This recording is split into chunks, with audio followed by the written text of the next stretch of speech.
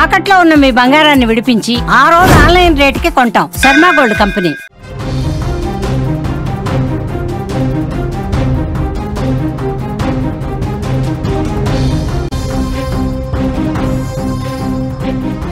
Breaking news చూస్తున్నాం. భారత్తో స్నేహ హస్తానికి China green signal ఇచ్చింది. భారత్ పర్యటనలో చైనా విదేశాంగ మంత్రి వాంగ్ యీ ప్రకటన చేశారు. మోదీ దోవల్తో వాంగ్ యీ కీలక భేటీలయ్యారు. ఎగుమతికి అరుదైన ఖనిజాలు ఎరువులకు సిద్ధమయ్యారు. ద్వైపాక్షిక వాణిజ్యం పునరుద్ధరణపై దృష్టి పెట్టారు. సరిహద్దు ఉద్రిక్తతలు తగ్గింపుపై ప్రధానంగా చర్చ జరిగింది. ఆగస్టు 31న చైనా వెళ్లబోతున్నారు ప్రధాని మోదీ. ఒకప్పుడు సరిహద్దుల్లో ఉద్రిక్తతలతో కయ్యానికి కాలు దువ్విన భారత్ చైనా ఇప్పుడు స్నేహ హస్తం చాచుకుంటున్నాయి. గాల్వాన్ ఘర్షణ తర్వాత చెడిపోయిన ద్వైపాక్షిక సంబంధాలను మళ్లీ గాడిన పెట్టేందుకు ఇరు దేశాలు ప్రయత్నిస్తున్నాయి.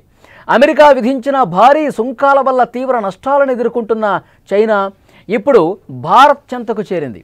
ఈ అనూహ్య పరిణామం ప్రపంచ దేశాలను, ముఖ్యంగా అమెరికాను ఆందోళనకు గురి చేస్తోంది. గత కొంతకాలంగా అగ్రరాజ్యం అమెరికా చైనాపై టారిఫ్ల వర్షం కురిపిస్తోంది. వస్తువుల దిగుమతిపై భారీ సుంకాలు పెంచింది. చైనా ఆర్థిక వ్యవస్థపై తీవ్ర ప్రభావం పడుతోంది. ఎలక్ట్రిక్ వాహనాలు, బ్యాటరీలు, సోలార్ ప్యానెల్స్ వంటి కీలక రంగాల్లో చైనా ఉత్పత్తులకు అమెరికాలో గిరాకీ తగ్గింది. ఇదే సమయంలో భారత్కు కూడా అమెరికా టారిఫ్లు పెట్టడంతో రెండు దేశాలు ఒకే సమస్యను ఎదుర్కొంటున్నాయి. దీంతో ఒకప్పుడు అమెరికాకు సన్నిహితంగా ఉన్న చైనా ఇప్పుడు దానిపై నమ్మకాన్ని కోల్పోయినటువంటి పరిస్థితి ఉంది. అమెరికా దూరం కావడంతో చైనా కొత్త స్నేహాల కోసం చూస్తోంది.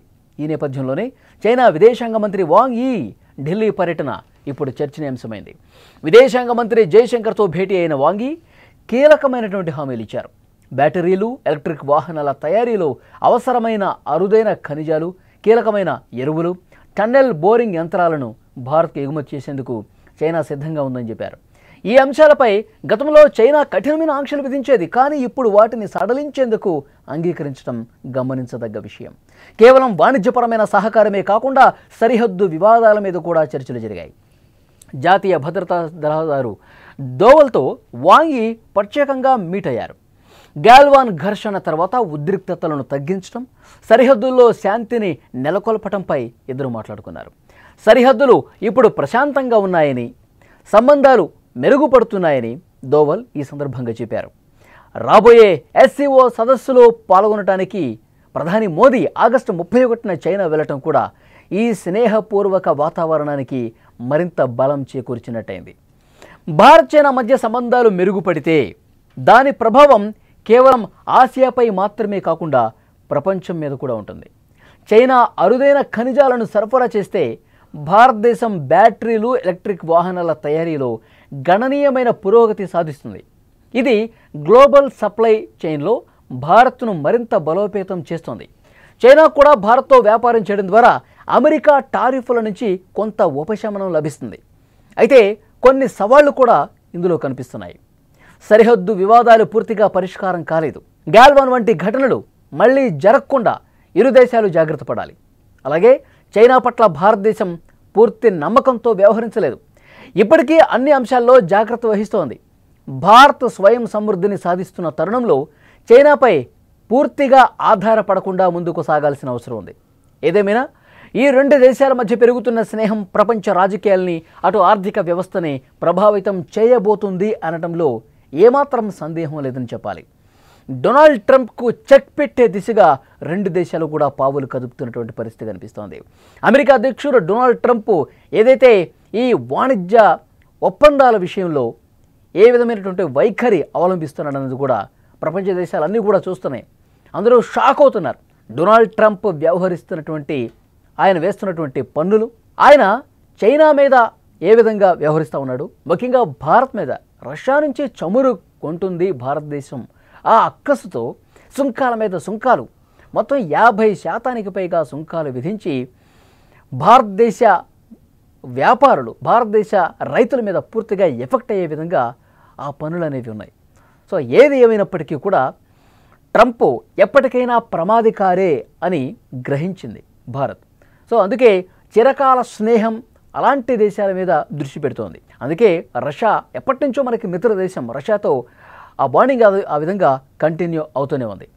ఒకవైపు మన మీద వేస్తున్నటువంటి పనులతో రష్యా కూడా కొంత ఇబ్బందికర పరిస్థితులు ఎదుర్కొనే సిచ్యువేషన్ ఉంది. సో నా వల్ల భారతదేశం ఎఫెక్ట్ అవుతుంది.